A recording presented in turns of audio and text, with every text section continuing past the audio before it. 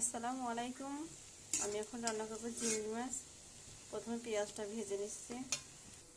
চিংড়ি মাছটা আমার কেটে ধুয়ে রেডি করে নিচ্ছি। পেঁয়াজটা আমার হালকা বাদামি কালার হয়ে গেছে। এখন বাটাটা দিয়ে দিব। মশলাগুলো আমি সব দিয়ে দিচ্ছি এর মধ্যে। মরিচ, হলুদ, ধনিয়া আর জিরা।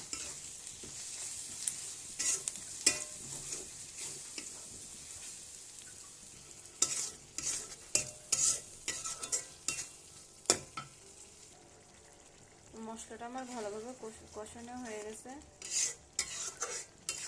মাছটা দিয়ে দিব।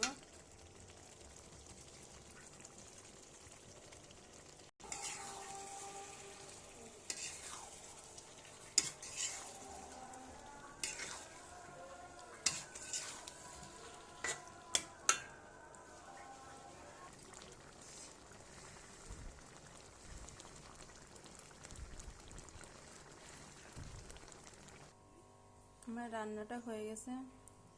আপনাদের ভালো লাগলে লাইক, কমেন্ট, শেয়ার, সাবস্ক্রাইব করবেন। চ্যানেলটির সঙ্গেই থাকবেন। আল্লাহ হাফেজ।